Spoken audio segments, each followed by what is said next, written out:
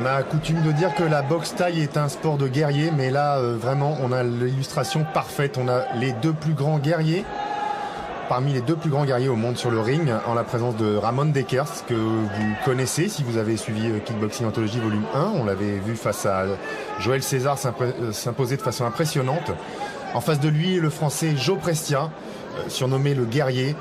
Les deux ont la particularité d'avoir boxé beaucoup en Thaïlande et ils se sont fait une réputation très solide là-bas. C'est sûr que tous les deux sont des bons techniciens, mais quand on évoque leur nom, quand on les a vus sur le ring, souvent, effectivement, le mot qui vient d'abord à l'esprit, c'est guerrier, c'est combattant, c'est farouche, c'est valeureux, ce sont des garçons qui ne cèdent jamais, qui se battent, qui vont au bout de leur force. Et ce combat-là va évidemment être spectaculaire, il ne peut pas en être autrement. Et le public de Levallois-Perret, dans la banlieue parisienne, qui était venu ce jour-là en 92, savait que ce serait un combat. Pas seulement un match, mais un combat. Ouais, et puis on se demande qui en Europe pourrait stopper Ramon Dekers quand on l'a vu se débarrasser si facilement d'un boxeur de la qualité de Joël César. Là, on se dit que oui, peut-être Joe Prestia, lui, a les armes. En tout cas, il a le potentiel physique de résister à Ramon Dekers. Mais entre résister et s'imposer, il y a un pas. On va voir si ce soir, il peut le franchir. C'est-à-dire qu'en face de lui, il a un homme très très dur, qui connaît toutes les techniques, qui est vaillant, et qu'en plus a une expérience assez incroyable, puisqu'il a maintenant plus de 150 combats dans ses techniques pied-point. Il a commencé très très jeune, c'était un gamin, je crois que c'était à 16 ans, quelque chose comme ça, qu'il est monté pour la première fois sur le ring de sa ville, à Breda, aux Pays-Bas. Et depuis, il a fait régner la terreur non seulement sur les rings européens, mais aussi beaucoup en Thaïlande, où là-bas, il fait partie du sommet. Plus de 150 combats à 23 ans. Alors c'est vrai, il est venu très très vite à la compétition, quelques semaines seulement après avoir découvert la boxe thaï. Et puis il s'est emparé de son premier titre mondial à l'âge de 20 ans. Ça en fait un combattant extrêmement expérimenté, sinon le plus expérimenté en Europe. La tâche va être donc assez difficile pour Joe Prestia. Dekers est en short noir et Joe Prestia est en short noir aussi, mais avec des parements dorés.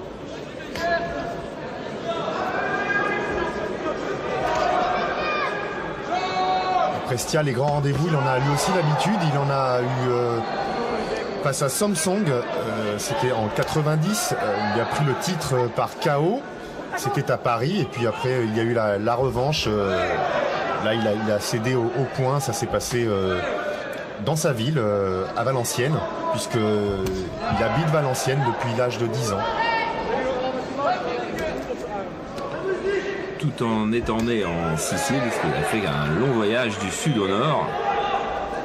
Je ne sais pas si ça l'a endurci, mais en tous les cas, il a le cœur et les valeurs morales des nordistes, des combattants nordistes qu'on rencontre souvent en boxe anglaise ou dans beaucoup de sports.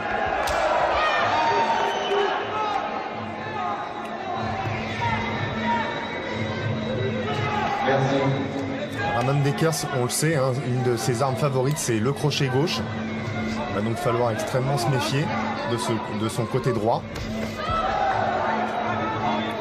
C'est ce que fait Prestia d'ailleurs. Il est prudent, il est bien organisé, il a les mains hautes. Il lance ses pieds avec modération, sans prendre trop de risques, sans s'exposer. Alors celui qui s'expose effectivement contre Dekers, très souvent ne finit pas le match. Ramon Dekers, un véritable rouleau compresseur. Et lorsque la machine est lancée, il est quasiment impossible de l'enrayer. Il faut donc surtout pas que Joe Prestia se laisse emmener dans le rouge. Ramon Dekers qui auparavant a affronté Orono la même année, et puis l'année précédente, il a rencontré pas mal de Thaïlandais, Vanish, Koban, Sankien Noy, Sakmon Cole. Oh, et voilà la première ouverture trouvée par Dekers avec ce direct du gauche. Et attention parce que Ramon Dekers c'est un excellent finisseur. Ouais, parce que l'arbitre n'a pas compté Brescia, il n'a pas forcément rendu service parce que Dekers sait très bien qu'il a touché lui. Il est parti en accélération. Ah, mais Brescia ne s'en laisse pas compter, lui aussi a décidé apparemment de durcir le combat. Ah, voilà, si Joey Brescia avait des doutes sur la qualité de son adversaire, il sait maintenant. Respire. Arrête ton jambe droite. Super bien. T'as vu ce qu'il a fait? Méfie-toi de sa jambe avant. Méfie-toi, ça vient de ta droite. Il faut bien lever ton poing droit. Récupère. Respire bien. Respire. Donne le chip-chip. Donne la chip-chip. En sortie, je me dis des motifs, vous ne pas. Et même dans le coin, c'est pas facile d'être lucide. Hein. Dans le coin, on lui dit de se méfier de sa jambe avant. C'est un lapsus au lieu de se méfier de son poing avant. Mais effectivement, il faut lever la main droite du côté de Brescia. Enfin, il le sait. Joe Brescia est un boxeur extrêmement intelligent, complet, qui sait s'adapter à ses adversaires. Il a vu où était le danger. Et effectivement, ça dans son coin, on a été très technique là pour lui dire il faudrait qu'il shoote plus avec sa jambe droite Brescia pour laminer un petit peu Dekers. Oh, il y a l'épreuve d'intimidation. Mais vous voyez, Ramon Dekers change de garde aussi, il se met parfois en gaucher.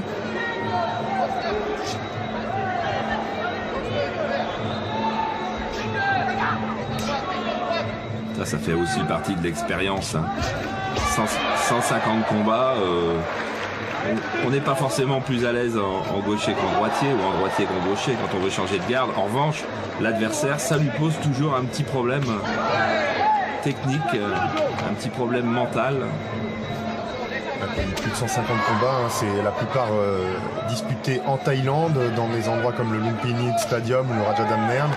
Et puis, il faut bien le dire, hein, la plupart de ces victoires, elles ont été acquises par KO, alors que ces défaites, il les a plutôt concédées au point. C'est un dieu vivant en Thaïlande, Ramon Dekers. C'est le premier occidental à être considéré comme ça, et un des seuls d'ailleurs. Et en voyant cette attaque sur toutes les surfaces du corps, avec les poings, les pieds, on comprend un peu mieux pourquoi, alors qu'il essaye de chercher le foie. Ouais, voilà, il désaxe. Et Joe Brescia qui sourit, hein, vraiment, c'est deux hommes très très durs. Et qui réagit, c'est absolument incroyable qu'il ait la force, je dirais pas la lucidité parce que tout n'est pas parfaitement fait, mais alors le courage, le cœur d'aller lui aussi chercher le combat. Et d'aller lui aussi chercher le foie. Des low kicks en bas aussi qui peuvent perturber Dekers. Cette boxe-là, il la connaît, Dekers. Cette boxe-là, tête contre tête, point, il la connaît, il ne sera pas battu là-dessus. En revanche, si au milieu de tout ça, il y a des coups de pied dans les jambes, il n'aura peut-être pas la même vigueur ensuite. Et puis c'est peut-être un moyen aussi pour Joe Brescia de le faire douter, parce que c'est vrai que beaucoup seraient déjà tombés après avoir subi l'attaque que Ramon Dekers a déployée tout à l'heure. Joe Brescia, il est encore là pour la réplique, et puis il fait même un peu plus que répliquer.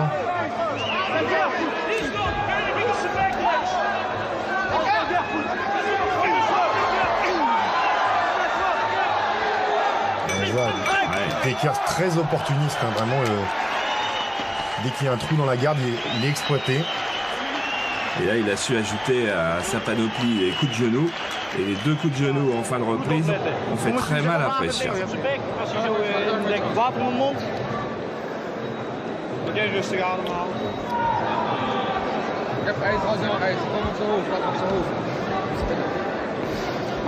Na je serie een trap, hè?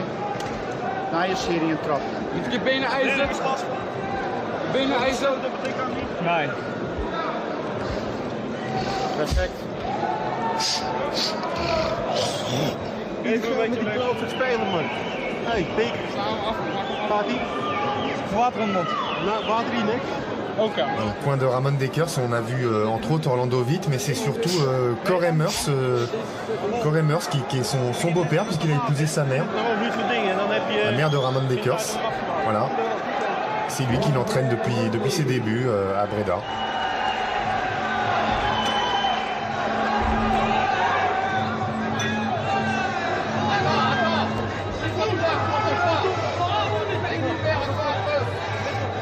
Un petit peu plus mobile, Brescia à l'attaque de cette troisième reprise, pas rester dans l'axe des attaques du Néerlandais. On voit que déjà la jambe gauche de Dekers, ça fait beaucoup de dégâts. Le flanc droit de Brescia est rougi, que ce soit les côtes ou le bras. Alors le bras, évidemment, au bout d'un moment, il va être difficile de le lever et de maintenir sa garde.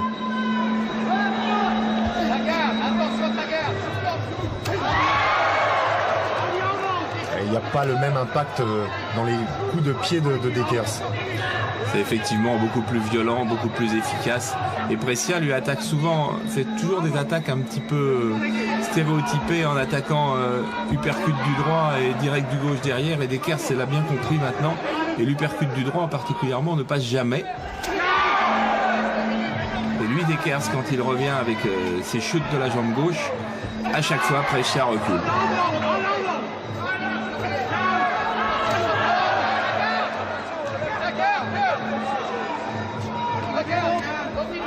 Je vous rappelle qu'on est en boxe taille, hein. Cette fois c'est 5 reprises de 3 minutes. Les coups de genoux sont autorisés, les saisies, les projections et puis évidemment les coups de pied dans les jambes.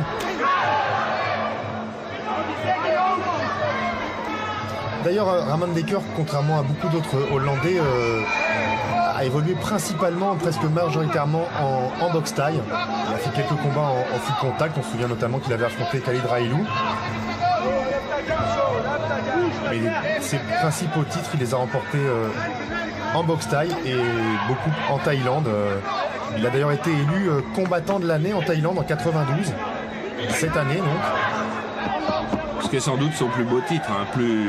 Encore une plus belle référence que ses titres de champion de Hollande, de champion d'Europe ou de champion du monde dans les différentes versions. Être élu boxeur de l'année en Thaïlande, c'est plus beau que tout.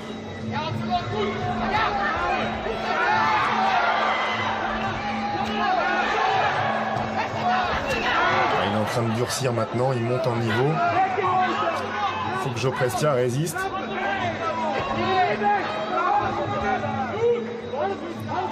Mais c'est vrai, il n'a pas l'air d'avoir de solution tactique pour l'instant, Joe Prestia, et hormis l'épreuve de force. Ouais, puis il a quand même déjà été éprouvé, hein. Tous ces coups de Dekers sont d'une incroyable efficacité. Et petit à petit, eh bien, la vitalité du français s'émousse. Regardez comme ses coups des deux mains sont beaucoup moins rapides, donc beaucoup moins efficaces. Il n'attaque même quasiment plus avec son uppercut. Physiquement, l'affaire est rude. Tu as gagné les 2 premiers, il faut que tu en gagnes encore un. D'accord? Alors fais attention, tu n'as pas de garde. Tu as beau me dire que tu récupères, ta garde elle est inexistante. Il faut que tu me lèves cette garde. Il faut éviter de prendre des coups sur la tête. Est-ce que tu comprends? Tu m'entends bien quand même? Bon. Bloc, ne laisse pas. Tu donnes encore un round et puis c'est bon. Il reste plus que 6 minutes de combat. Pas un beau round maintenant là? Allez. Au début, récupère au début du round et après on y va. José Hernandez dans le coin de Joe Prestia qui lui voit les 2 premiers rounds acquis par son élève. J'en suis pas aussi sûr. Bon, mais lui non plus d'ailleurs. Ça fait partie de ce qu'il faut pour remonter son boxeur, pour lui donner du tonus, que surtout moralement il soit là. Parce que si moralement il pense qu'il est loin derrière, comment résister à l'orage qui s'annonce, hein? Puis loin derrière, c'est peut-être pas non plus le cas, mais en tout cas il n'est pas en avance. Et surtout, combien de temps physiquement il va pouvoir résister, alors que là, Ramon Dekers a essayé de placer un coup de coude.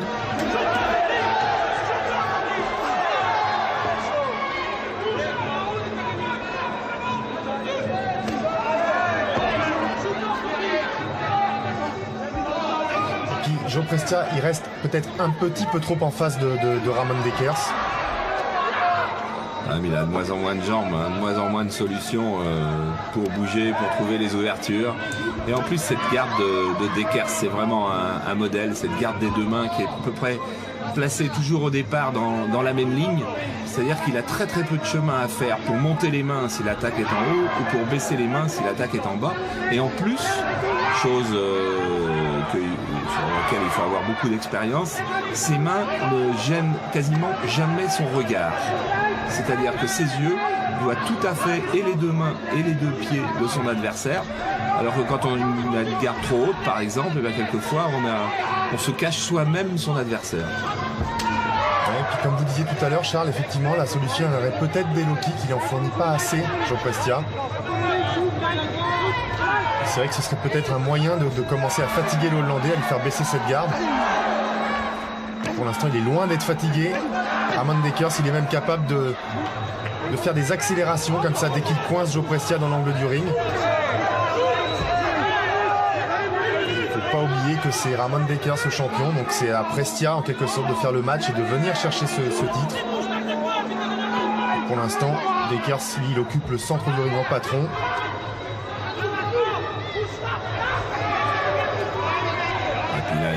Il alterne toutes les techniques.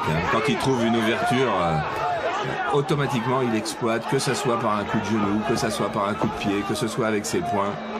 Et là, il en est même au point de narguer Joe Prestia. Vraiment, mentalement, il est très très fort, ce Hollandais. On sent la force de percussion dans chacun de ses coups, la détermination, la rage qu'il y met.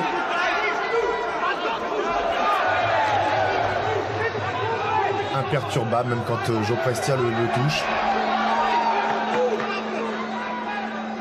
Et pourtant, c'est extraordinaire pour l'instant ce que fait Joe Prestia, parce qu'il n'y en a vraiment pas beaucoup, aussi bien en Europe que dans le monde, qui seraient capables de tenir. On en est à la fin du 4e round. Ça commence à être long.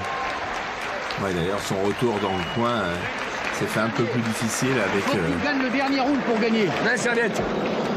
Il faut que tu me gagnes le dernier round, ça ne va pas. Qu'est-ce qui se passe? Dis-moi ce qui se passe. Respire.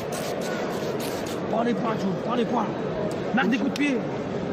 Si tu gagnes ce round, tu as gagné. Faut que tu marques des points, tu sais, Joe, avec les pieds. Si tu gagnes ce round, tu as gagné. Donc la vaseline, la serviette. Serviette. C'est le dernier, fais-toi plaisir. Baisse pas la tête. Serviette. D'accord, accroche-le, il baisse la tête, accroche-le. D'accord? Ok. Baisse pas la tête, putain. C'est bien ça, il en reste un. Elle est là, la serviette. Dernier. Bouge, travaille les points, Joe. Ne travaille pas que tes points, ne travaille pas que tes points. Les jambes, il faut le cartonner avec les jambes, il faut lui faire mal maintenant. Est-ce que tu es capable maintenant d'y aller ou pas? Ou est-ce que ça manque de conditions? Tu me le dis, pour que je puisse te plier. Allez, il faut marquer des points. Oui, c'est le dernier. Il faut que tu marques des points.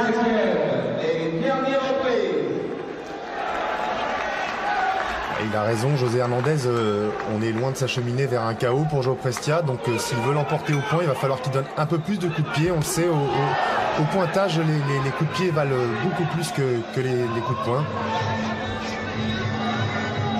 Pour l'instant, c'est Ramon Dekers quand même le plus productif et surtout le plus efficace.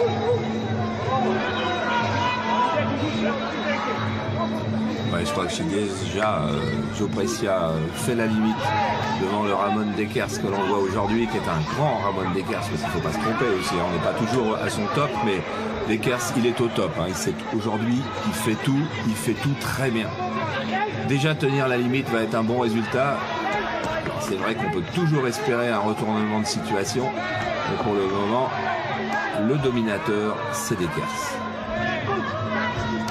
On aimerait, parce que c'est vrai, même si on apprécie énormément Ramon Dekers, c'est quand même un Français de plus qui va échouer si la solution n'arrive pas avant la fin de ce round.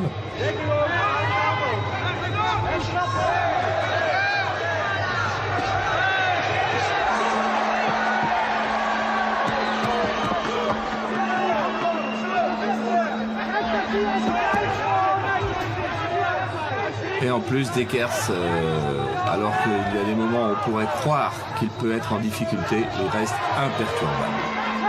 Imperturbable, et puis il continue d'avancer, il continue son travail, il laisse à aucun moment une lueur d'espoir à Joe Prestia.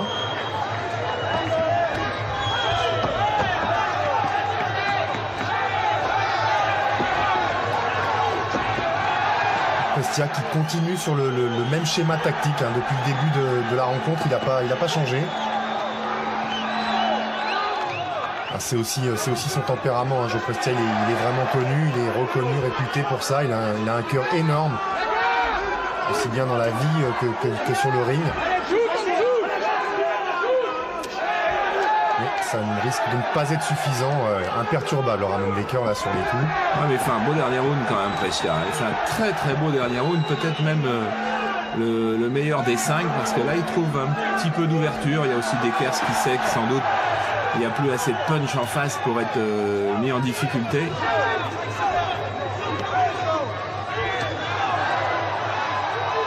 Il y a plus d'efficacité chez le Néerlandais de toute façon.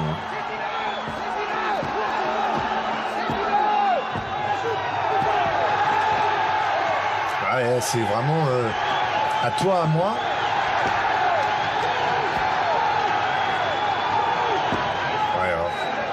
Ça doit être démoralisant quand même de voir en face un boxeur qui prend une salve de coups et qui continue à vous dire d'avancer avec un grand sourire. Attention là au coup de genou. Il est un peu penché, il baisse la tête, Joe Prestia. Il faudrait qu'il fasse attention à ne pas se faire contrer en coup de genou. Ouais, mais c'est fantastique quand même que dans ces 3 dernières minutes, il ait trouvé autant de ressources pour venir gagner cette dernière reprise de toute façon et mettre un petit peu Dekers en difficulté et montrer aussi l'immensité de son talent. Il méritait bien d'affronter Ramon Dekers parce que c'est un honneur d'affronter Ramon Dekers. Il méritera même peut-être une revanche. On va attendre évidemment la décision. Il peut y avoir une surprise, mais a priori c'est une ceinture qui va repartir en Hollande. Comme étant des super champions, Kamel, les mauvaises décisions, elles interviennent de temps en temps avec des mauvais boxeurs. Mais quand il y a un très grand champion, il y a rarement de mauvaises décisions contre lui. Et Ramon Dekers, c'est un très grand champion. Il a assez indiscutablement gagné ce match-là. Et donc, les juges vont, je pense, lui donner la victoire. Surtout qu'on est en France où l'esprit sportif est particulièrement respecté. Et dans les sports de combat, tout particulièrement. C'est vraiment un beau champion. Il est enfin un petit peu dépeigné, mais c'est à la fin du combat qu'il est dépeigné. Et puis ça, c'est une belle image. Vraiment, ça a été un combat très disputé, en même temps très propre. Pas d'intervention de l'arbitre, c'est la boxe taille comme on l'aime. Et puis évidemment, quand ça se termine comme ça, 2 boxeurs côte à côte, après s'être livré une guerre, tout sourire. Et là, il retrouve son visage d'enfant, Ramon Dekers. C'est incroyable d'imaginer que c'est ce petit bonhomme là qui a fait une guerre acharnée en encore quelques minutes.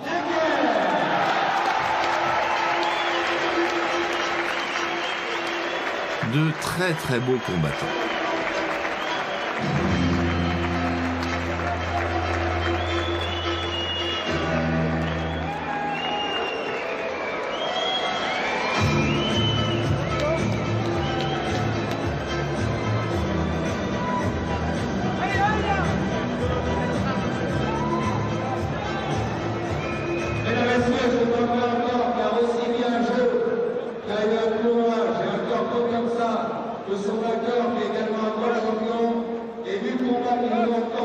Ce soir, croyez-moi, c'est un sport